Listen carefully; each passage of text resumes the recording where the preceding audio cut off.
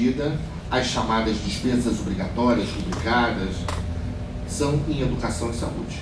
No que tange aqui a gente está discutindo educação, hoje, segundo a Constituição Federal e segundo a LDB, os estados, municípios e o Distrito Federal têm de destinar 25% de grande parte de sua arrecadação à educação, enquanto que o governo federal tem de destinar 18%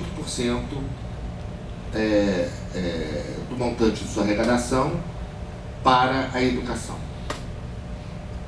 Isso foi visto como uma grande vitória há algum tempo atrás. Por quê? Porque garantiria dinheiro para a educação. O Brasil hoje, ele tem, em termos do PIB, né, ele tem um gasto em educação um pouco maior do que 6%, 6,2%, falam alguns. O que é um gasto em educação razoável. Mas não passa de razoável. Razoável porque, se comparado, por exemplo, com a Alemanha, que tem 6, ou por volta de 6, poxa, gastamos semelhante à Alemanha. Entretanto, as dívidas sociais no Brasil, no que tange educação, são absurdamente maiores do que as dívidas alemãs. Hoje em dia, temos ainda, século XXI, na chamada era do conhecimento, nós temos por volta de 13 milhões de analfabetos absolutos no Brasil, com mais de 15 anos de idade.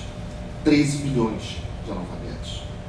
Eu fiz numa outra palestra, fui ao Google e vi 7 países aqui de perto que juntos têm a população, né, de 13 milhões. Seria a população desses 7 países inteira, a população inteira desses 7 países constituiriam os 13 milhões de analfabetos.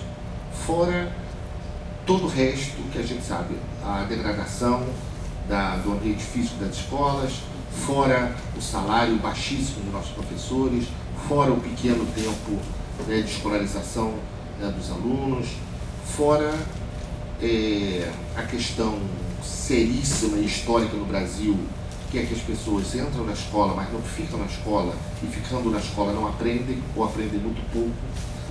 O grau de reprovação nas escolas é absurdo, é uma coisa absurda, se comparada a qualquer outro país do mundo, é absurda. Isso tudo a gente tem de enfrentar.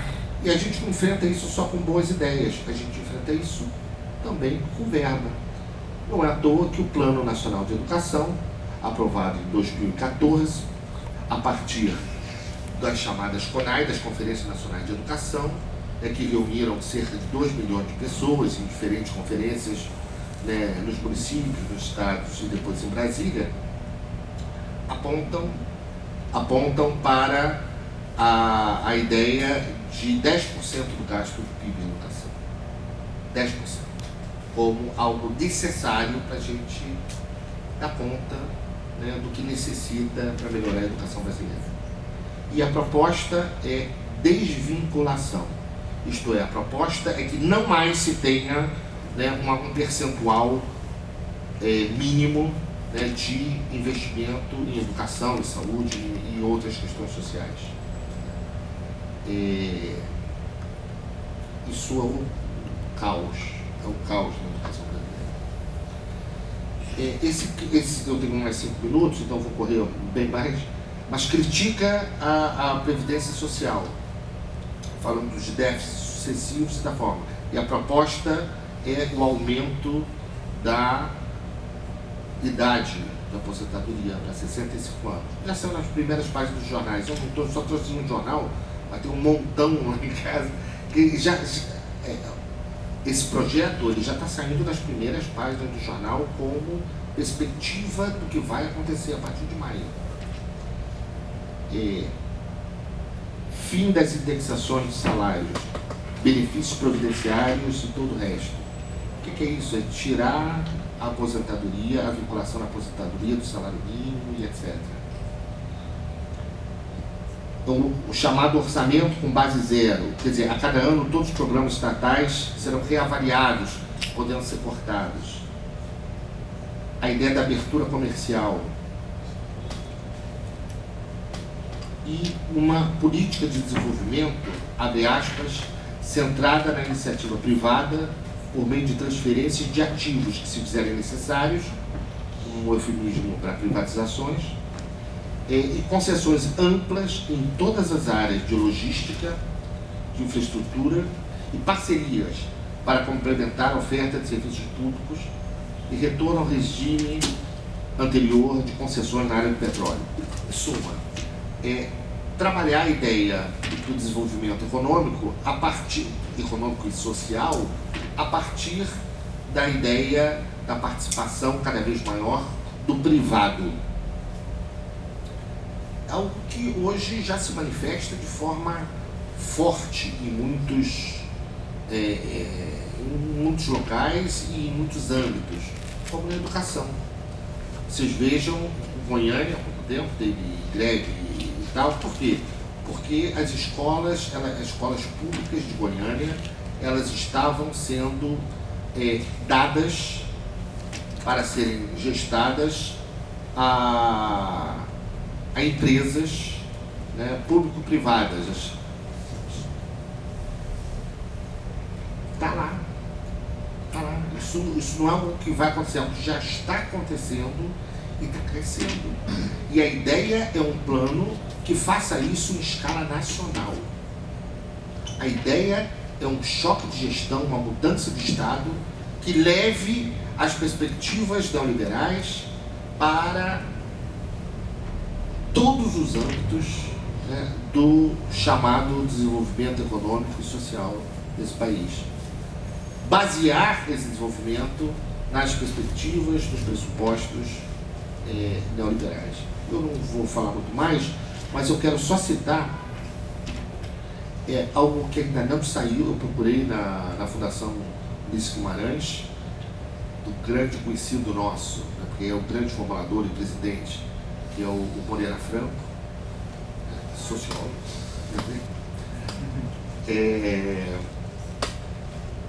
que está fazendo, né, que praticamente vai lançar agora um plano para a área social. Esse plano chama-se Travessia Social. Procurem, deve estar na página da Ulisses Guimarães semana que vem, está sendo lançado agora.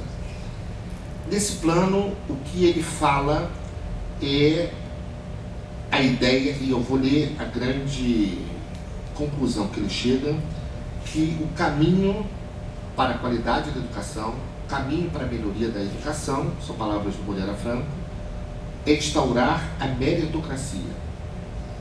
Isto é, o caminho é instaurar um bônus para os professores, certificação de professores, tudo o que o movimento docente, o movimento de educadores, as grandes associações científicas na área de educação vem combatendo nesses últimos anos. A ideia desse plano é quase que imediatamente efetivar a certificação de professores, efetivar os bônus e constituir uma nova ideia de público. Eu acho que termino por aqui.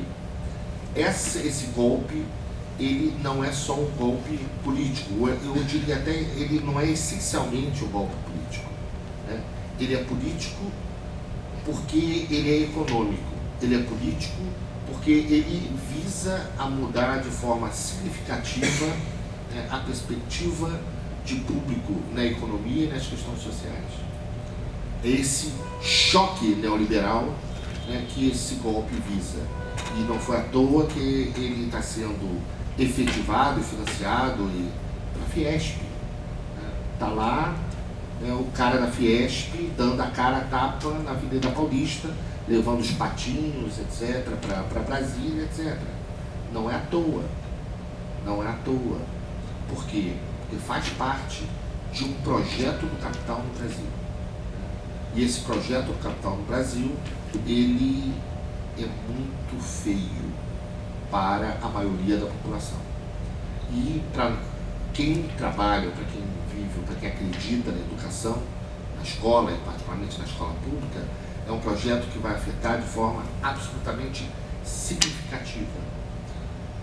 Termino então dizendo, a primeira parte que eu não desenvolvi, pena, mas visava a trabalhar a ideia de que a escola cabe sim, né, um papel importante na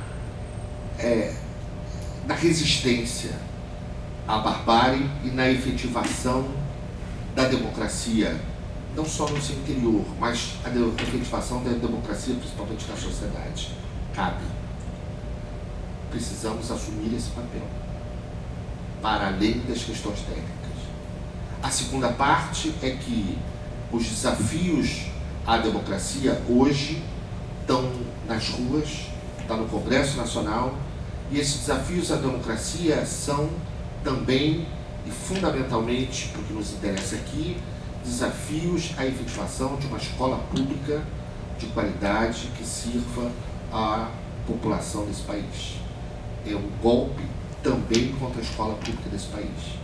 É um golpe porque tira seus pés, né, porque tira o financiamento dessa escola, e é um golpe porque tira a sua feição, porque tenta transformar por dentro a ideia de público existente na escola, levando-o a se organizar de uma maneira absolutamente privada. Então, cuidado, cuidado. Passamos por muita coisa já nesse Brasil, não é o fim do mundo, mas precisamos cada vez mais unir forças, potencializar discussões e ações, né, no sentido de construir opções, né, a essa avalanche de direita que estamos vendo. Obrigado.